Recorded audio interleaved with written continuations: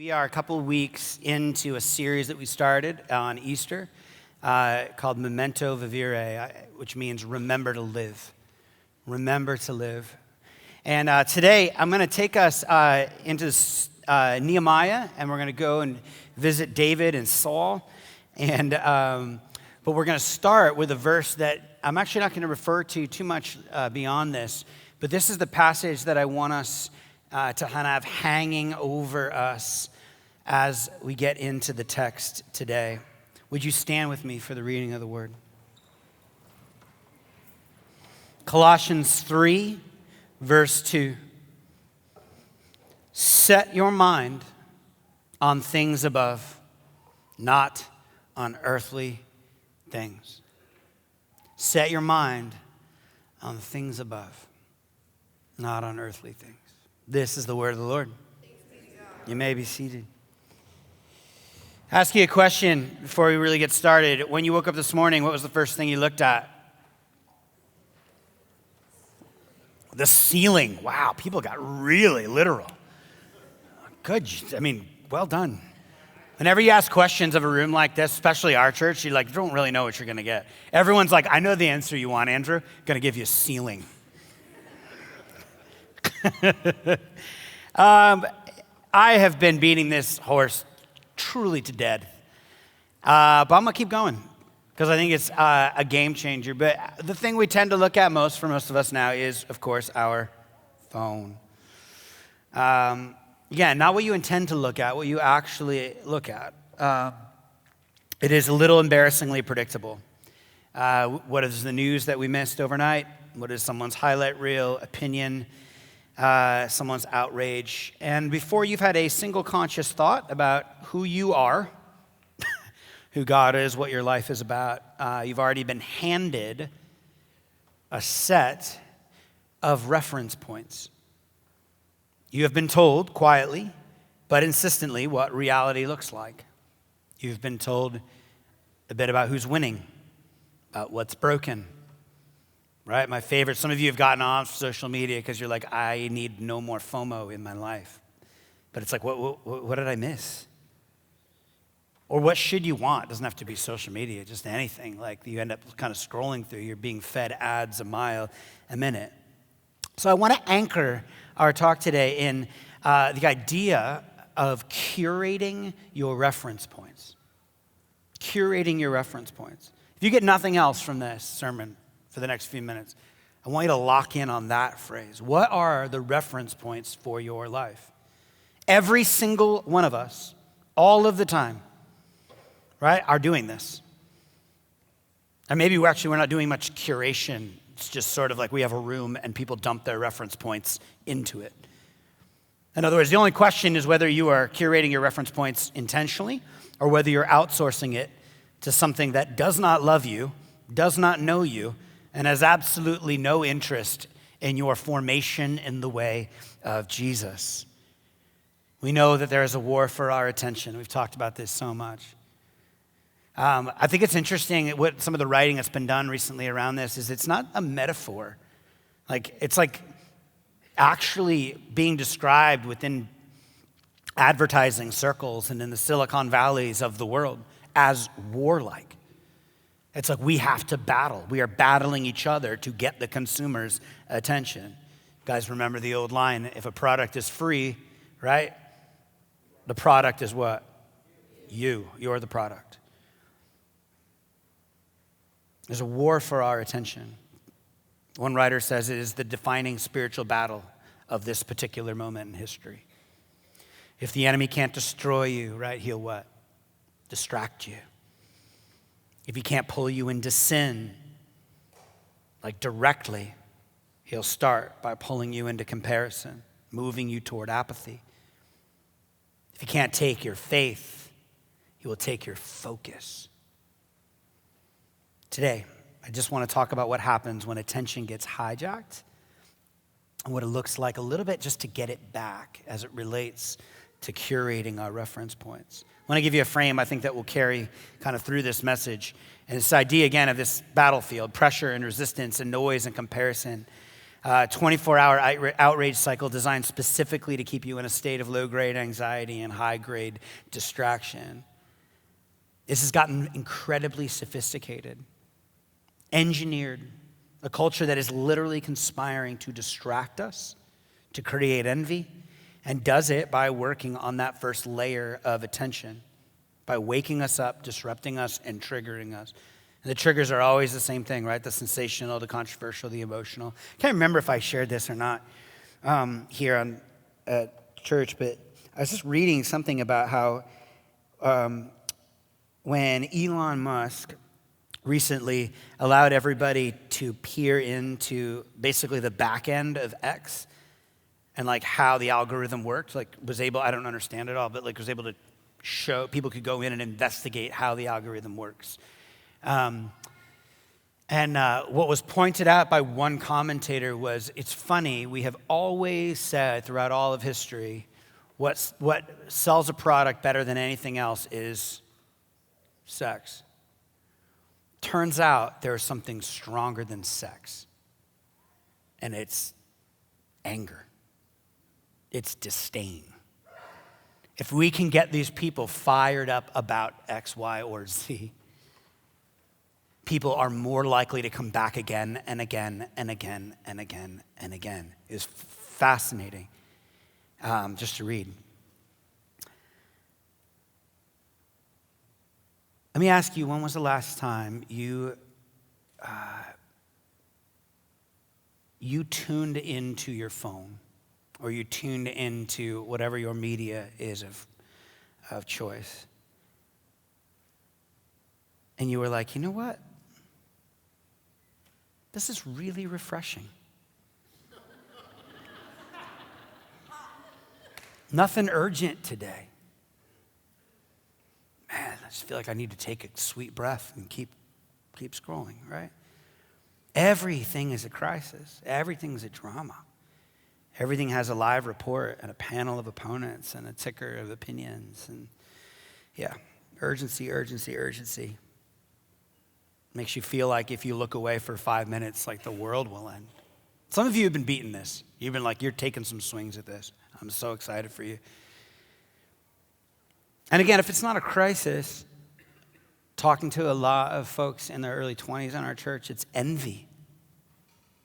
It's not just that demographic, but I just noticed this has come up. It's desire. It's someone's life that looks better than yours, someone's house, someone's relationship, someone's highlight reel, carefully curated to make you feel like you are ahead of the game and doing great. No, you're behind. We get pulled out of, here's what happens. We get pulled out of our own lives all the time. It's become so normal. We have conversations while we're looking at screens. People are used to that happening the other way. Like, I'm talking to you and like, oh yeah, you're also down on your phone. Just learned yesterday from a film buff in our church, a good friend of mine. He was saying that Netflix now is shows that they're taking on, they're encouraging the writers to spell out certain things in the script. Hey, let's go over to the fridge and open it. Like putting that actual dialogue in because people are distracted while watching long-form content and they need to hook the listener back. You following me? So instead of just like the dialogue being what it is, they're saying you need to insert certain types of phrases that will re-grab the person back into the movie that they're watching, because most people watch on two screens or watch one screen and have another screen going. Ronald Rolheiser says this: "It is not that we have anything against God, depth, and spirit. It is just that we are habitually too preoccupied to have any of these show up on our radar screens. We are more busy than bad, more distracted than non-spiritual." Thomas Merton said the biggest spiritual problem of our time is efficiency and pragmatism. By the time we keep the plant running, there's no time or energy left for anything else. Neil Postman, of course, famously said we are amusing ourselves to death. Henry Nouwen says our greed for experience and the restlessness it generates,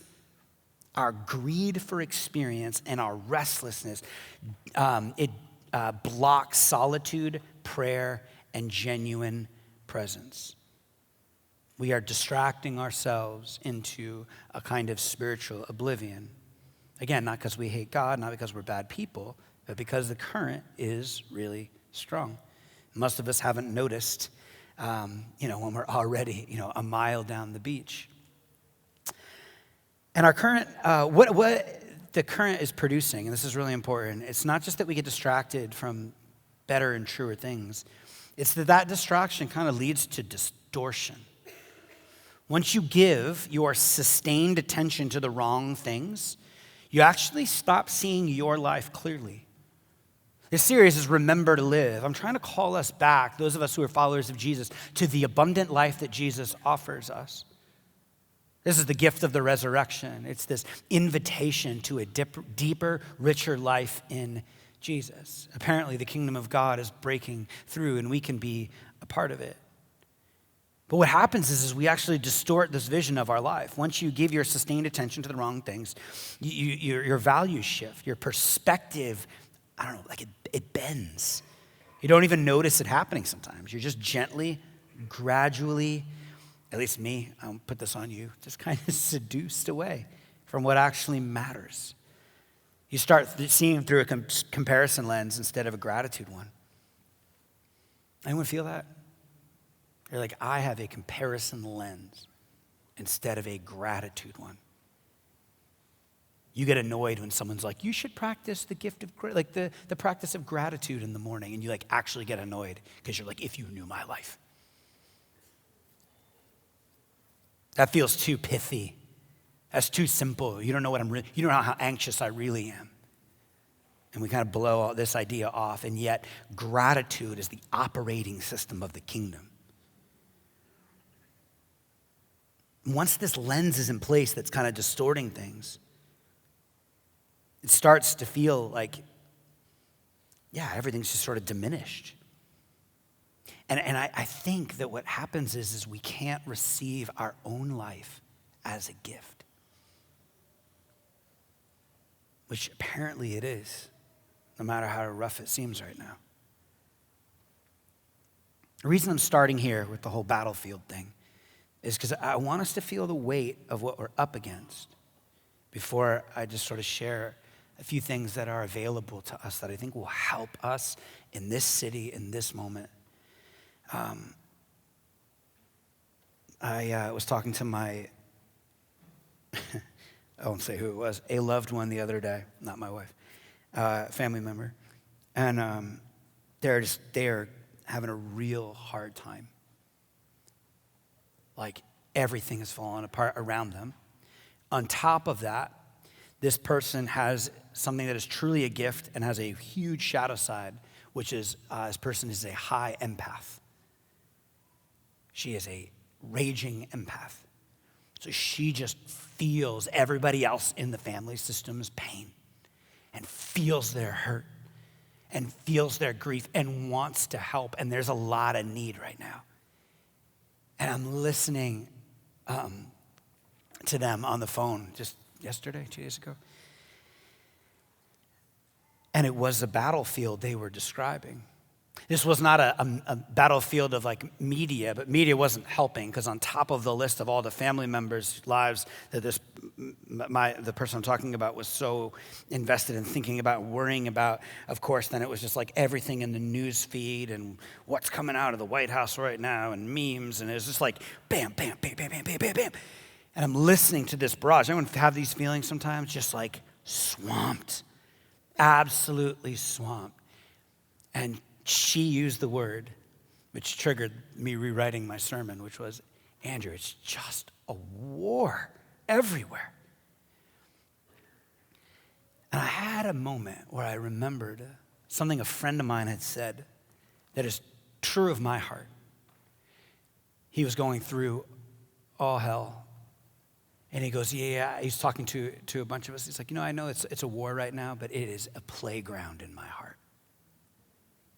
If you knew this person, if you knew me, you would know of all the things I'm not very good at, one of the things is stuffing this thing and stuffing this thing with the joy and the goodness of God. It's like remembering just how good and just how true and just how beautiful he is and getting that in there. I was going to share the story at the end, but I wanted to share this here because I want us to see it is possible and give a frame for this. It is possible in the warlike conditions for our attention and then just the stuff of life to actually fill this in such a way that we experience what the scriptures promise, which is the fullness of joy. Would you say the fullness? You say, come on, the fullness.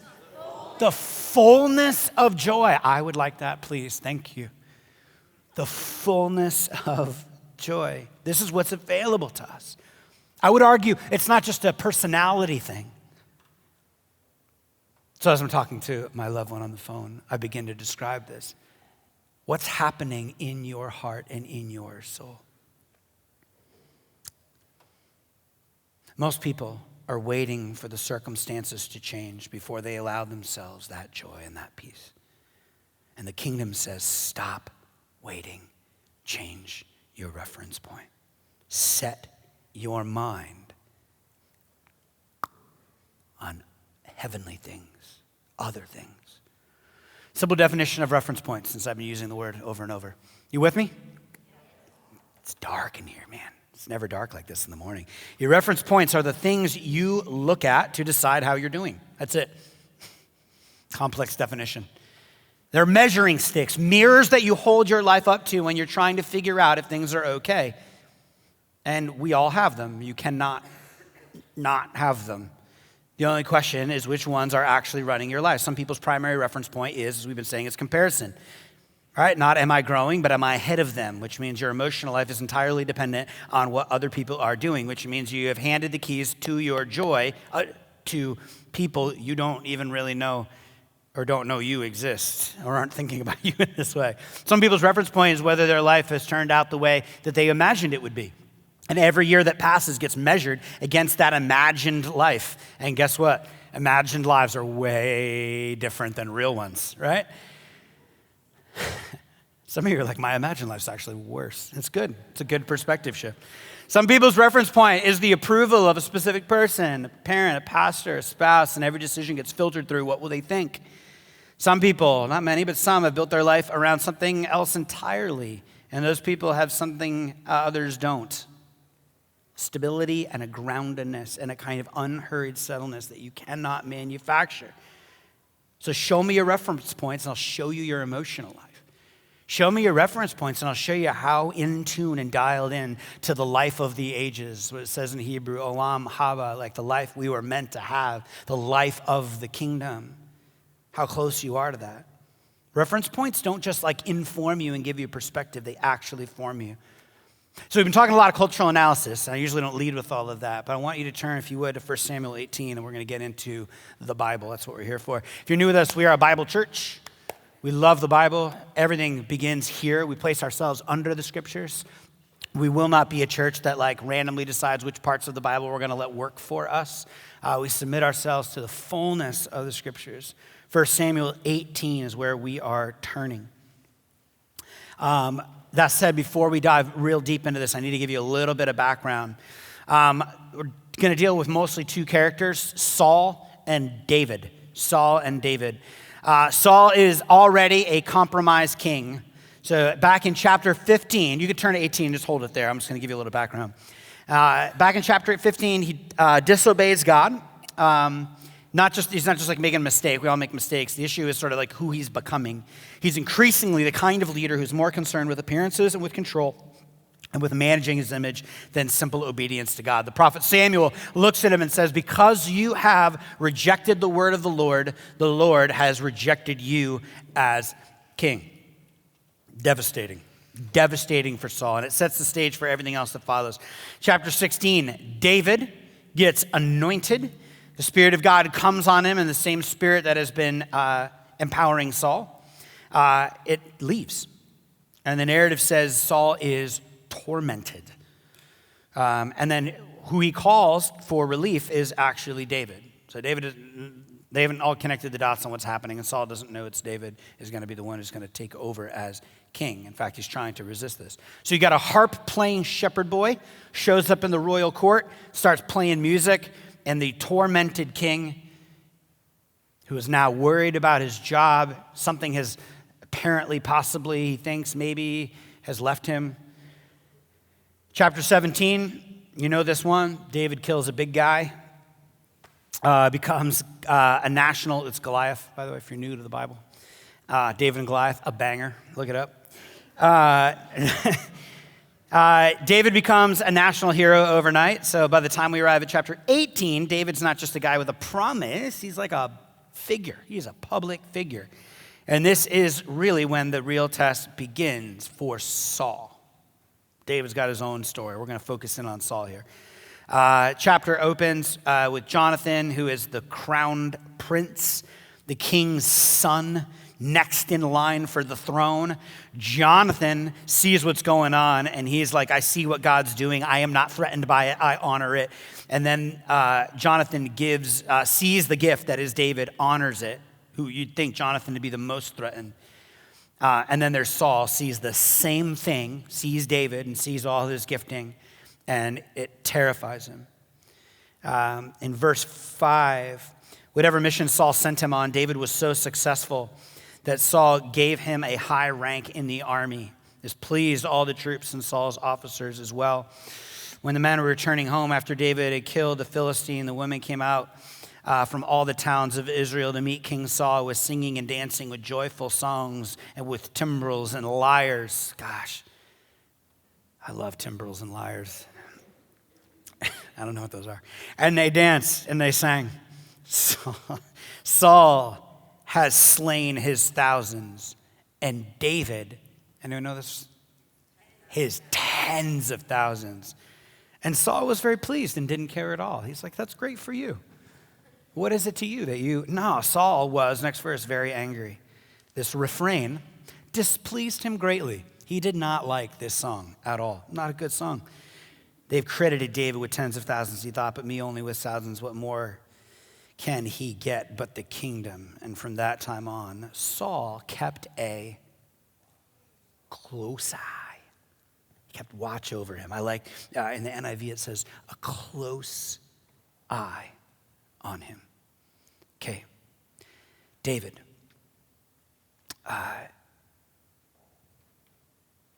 This one song. Saul's inner world just sort of caves in. Up until this moment, Saul's got real problems, but now he has been handed comparison, a rival image to hold his own reflection up to. Now he's got sort of a scorecard. He has someone to measure himself again, and the text says again that Paul was angry. What more can he have but the kingdom?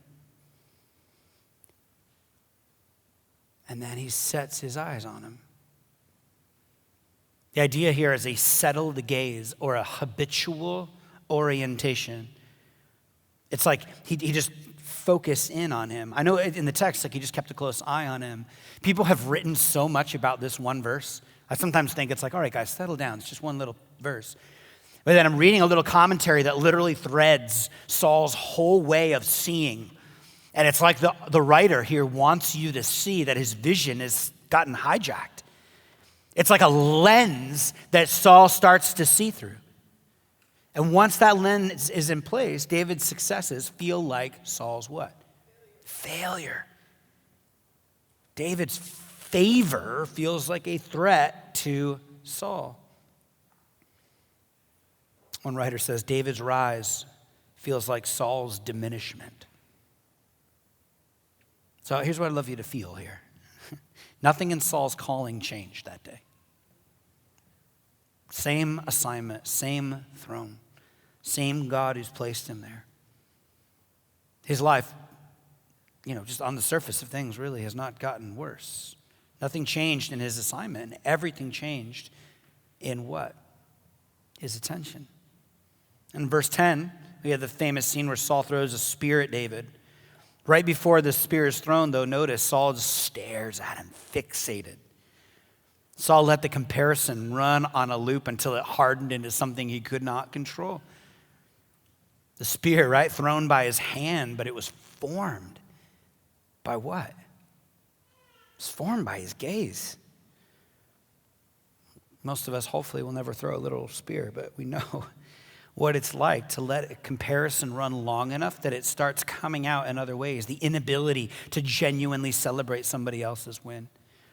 The need to quietly qualify their success. The sweet, sweet, sweet taste of passive aggression. The subtle satisfaction when they stumble. A spear.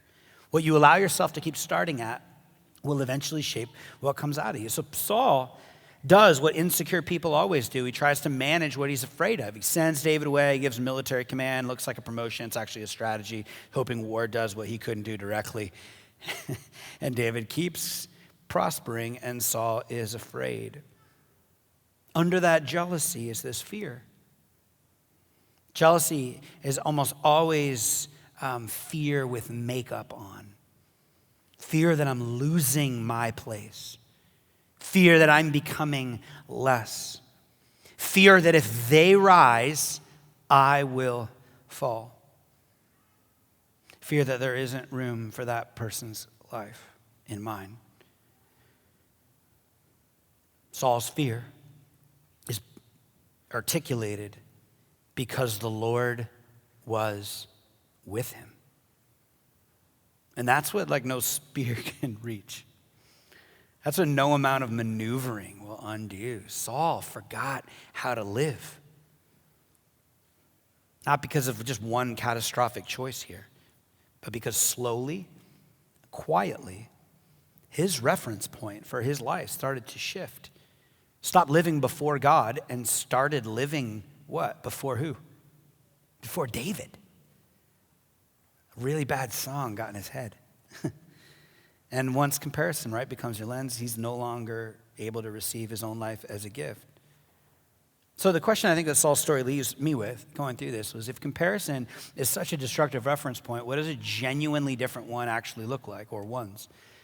Right? In this case, not just try harder to be less jealous. What does it look like to live from a fundamentally different place? I want you to think for a minute about our brothers and sisters in Iran right now.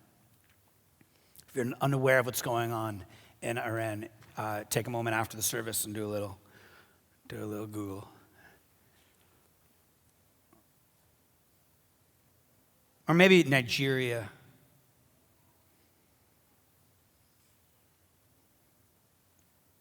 Or if you're not sure about either of those places, just go with an old favorite like North Korea or something.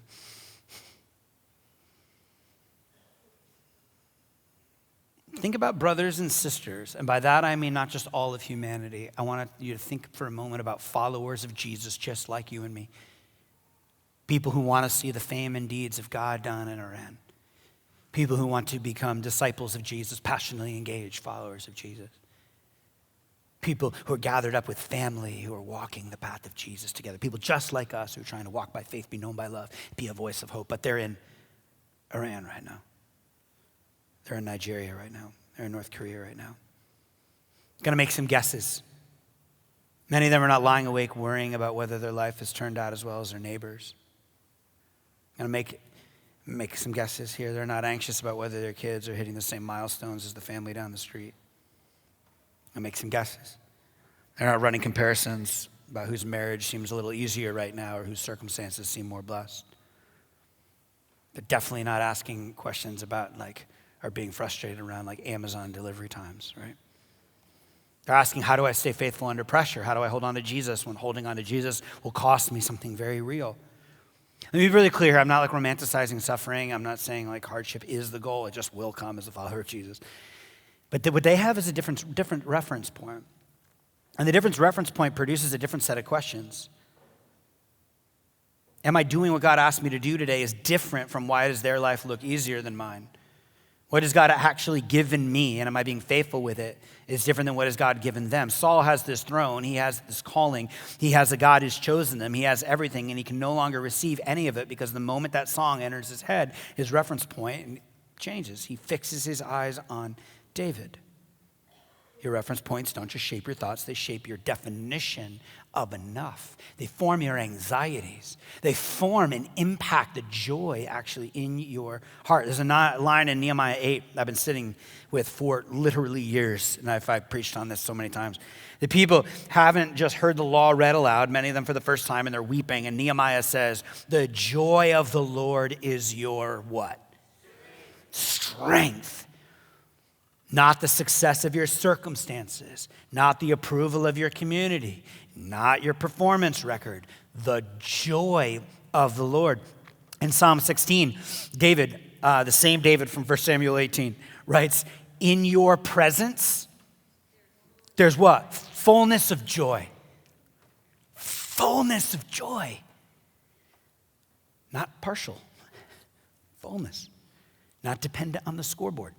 Fullness.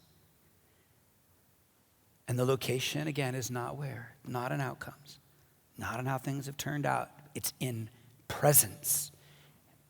Presence. Fix your eyes on Jesus, it says in Hebrews. Presence and attention directed toward the right thing. This is what I've come to believe. Joy is a function of attention, not circumstances. Everyone's waiting to get joy bombed on them. And we know from so much science of how the brain works, and we know from the Bible, that you actually can cultivate joy. You can curate joy. You can actually, your joy center can actually grow as you work through and process gratitude. You can actually have a playground in your heart while the battle wages outside. You don't stumble into joy, you attend your way into it. Which means joy is actually something, again, you can cultivate. Not just by manufacturing positive feelings or pretending things are fine when they're not, by intentionally directing your attention toward what is actually true and actually good and actually beautiful and actually real, even when life is hard. When David is running from Saul, right, sleeping in caves, he's hunted like an animal, he writes some of the most joy-saturated poetry. You should read the Psalms. Killer. Beautiful. Because his reference point hasn't moved. I mean, it does start to move. There's another story about a girl. But the Lord, for a good part, even honestly, even when he gets his eyes off God and onto her and onto power, you get this real deep sense that he has cultivated a life of presence and looking at God and knows what's most important. Why? Because nearly immediately he's like, I messed this all up, Lord, I confess, and he falls on his knees. Playground in the middle of the battlefield. And so I want to take you to the ultimate reference point here as we prepare to close. This is something I think has the power to reorder everything else. Because we could talk reference points all day. Are you thinking about X or Y when you should be thinking about A or B? You can have that. But Paul writes in 1 Corinthians 4, I care very little if I am judged by you or by any human court. Indeed, I do not even judge myself. It's the Lord who judges me. Therefore, judge nothing before the appointed time. Wait until the Lord comes. He will bring to light what is hidden in the darkness and will expose the motives of the heart. And at that time, each person will receive their praise from God. There is a day coming for every single person in this room when every other reference point disappears. Just one song, just was I faithful? Was I true? Did I love well? Did I pay attention to the right things? And not just did I do some nice things. No. The motives of my heart. Some of you will say, Lord, Lord, it says at the end of times. You'll say all the right things and you'll be dialed in all the right doctrine, but what was in your heart? He'll say, like, I didn't even know you, man. You know we don't know each other. You were playing a cute little Christian game over here. You just sort of, yeah, you know. I want you to really imagine for a minute. I remember doing this as a kid all the time, and I've not done it as often these days. I want you to imagine standing before Jesus. Like for real, like let's imagine for a minute. In that moment, you will not wish you had spent more time in that comparison spiral. You will not wish you had given more of yourself to the scroll of anxiety, or given more of yourself to the outrage cycle, or allowed that to determine your peace.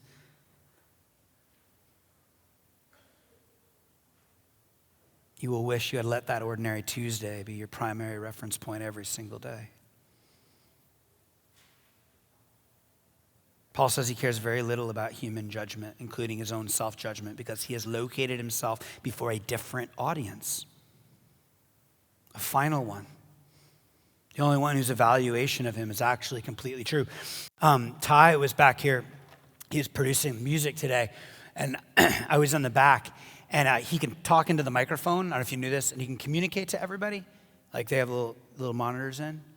And so you can be like, hey guys, you're messing everything up. Do better. No, I'm just kidding. He doesn't say that. And I heard him say in the microphone just now, he's like, all right guys, you ready? Like we're ready to start worship? And he's like, all right, audience of one. Let's go. Audience of one. It's like, yeah.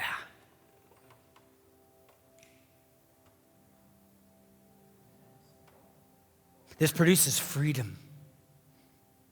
It doesn't produce recklessness, not indifference to the people around you, but freedom from the exhausting weight of every lesser reference point.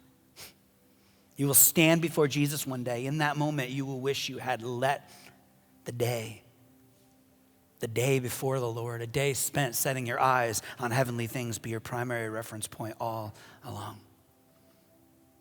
So as we begin to land the plane here, I don't just want to diagnose the problem. I want to give you something real to walk out with. And to be really clear, I'm not here to condemn anyone. I'm not standing here as someone who's just figured all this out. But I am further along on the journey than I realized as I was preparing for this message. I've felt the same pull you have. I know what it is to let the wrong things set my reference points for the day. But the reason I like to talk about, for those of you who've been around church for a while, I have the little skull on my desk, or I have the teach me to number my days thing, where every week I come into the office and shade in another black dot for another week I've lived and look at my average lifespan. And the reason I like to remember that I'm going to die one day, if you're new with us, I'm not that morbid. These are normal things actually Christians have done for a very long time. You're going to die soon. I literally have an app where I've told you it pops up 3 times a day. It says, Andrew, you're going to die. It's a what am I doing? I'm curating my reference point is that I'm not promised tomorrow. You want to know what all that does? Man, it helps me love my kids and love my wife way better. Helps me live way more generous and open to the things of God. Helps me not have the fear of man when it comes to telling people about the way of Jesus. It actually, too, lest anyone get the wrong idea about this message, it also helps me to engage the injustice that we see in the world around us. But joining God in the renewal of all things, not joining whatever political party I think is going to do it. Giving myself unto God, giving myself unto things I can actually control. Many of us are mad about the world out here, and then yet right here on our doorstep, our neighbor next door, our family around us burns. Curate your reference points. Hear this invitation as a invitation out of something and into joy. Out of something and into freedom. Again, Rollheiser, we're more busy than bad and more distracted than non-spiritual. Most of us haven't turned our backs on God. We just let the current take us. And the current is strong. So a couple things real quick. First, we may or may not have slides for these, sorry. First, audit what's speaking first thing in the morning. So if you're taking notes, just audit. What's the first thing? Hebrews says we must pay the most careful attention to what we have heard so we don't what? Drift away. And that word drift is super important. You don't drift intentionally, right? You drift by doing nothing, by just enjoying the water while the current quietly moves you on. That's why I keep going back to don't worry about the bad sin part for a minute. Just look at the way that you are passive in your own life and choose a different way. Whatever gets your attention first in the morning sets the frame for the whole day. I went through my phone not long ago, app by app, and just asked myself, do I actually want this thing to have access to me? Do I want to be interrupted by this? Do I want this shaping my first moments? And I think the answer for most of us is like, no, I don't want that to shape me. We should all do that audit and all ask, what am I actually allowing to capture my attention?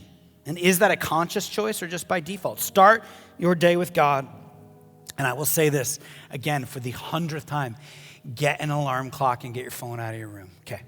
2, guys, you know, I don't do command preaching that often, do this or die. Do this or die. I'm serious. Try it. Okay, 2, curate what you let run in the background. The distraction cycle works like this. First, it disrupts your attention with something sensational or outrageous or enviable. Then it slowly converts the short-term disruption into a habitual way of seeing, right? Saul was not destroyed by one bad moment. He was destroyed by a gaze he had let harden into a lifestyle. You get to choose what runs in the background of your life to a degree. What voices, what images, what stories about what a good life looks like are in your head? Are you being shaped by the majesty of the scriptures? If there was a Bible there, that would have been better. Are you being shaped by the wonder of Christ? Are you being shaped? Right? Start reading biographies of faithful men and women throughout the ages. Are you being shaped by stories of glory? Are you being shaped by the majesty of having your eyes open to the beauty right in front of you, even as you do dishes, as you live the quiet life amongst the pagans? Curate what you will let run in the background. 3rd, taking notes? You guys all got this? 3rd, end your day before God. End your day before God. Sitting with Jesus and asking, where did I sense you today? Where did I miss you? What were you doing that I almost walked past? Old practice called the examine. Church has been doing this for centuries. It builds your attentional muscles. You start noticing. What you consistently notice becomes what feels most real to you. The ordinary moments start to feel like the place where God actually lives. And that retrains your reference points more than anything else I know. You don't break the power of the wrong reference points by gritting your teeth and trying harder. It doesn't work here as much. The current's too strong. You break it by giving your attention to something else. If you just take one thing away and don't replace it with anything else, you'll still drift. What are you filling your attention onto? Saul forgot how to live. Not all at once, but gradually. Let it not be our story. In his presence is the fullness of joy. In his presence, in his presence, in his presence. Real, full, unshakable joy is available to us on this actual Sunday. Holy Spirit, we ask that you would come and help us just in this moment now. Forget the building of a life, but just in this moment now, to gaze upon you. The psalmist says, there's no place I would rather be. There's no other view I would rather have. To look upon you and the life that you have lived and the life that you are offering that we get to join in.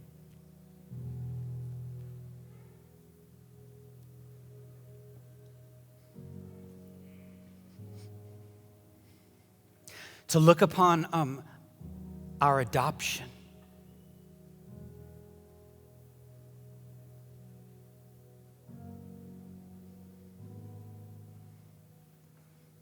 Look upon who we are, that we would live up to what we have already attained. Union with you, Lord. We look upon your love for us.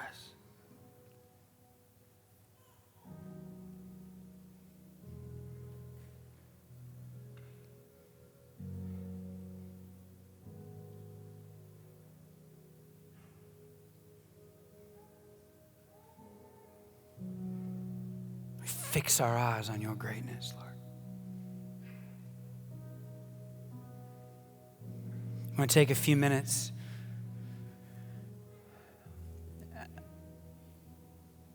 I'm just going to pray this prayer. Would you pray it with me? All the way up top there. Come, Holy Spirit. Would you pray that with me? Come, Holy Spirit. If you're new to church, this is just a space where we try to pay attention. So let's do that together. Just have a few minutes of contemplative space to listen.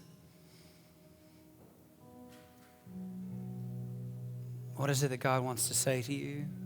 Where is God drawing your energy, your attention? Maybe God's already given you a little list to get after. You just need to write that down. Maybe you're not sure what to do here, and it just needs to be the prayer of God, all right, help me to fix my eyes on you.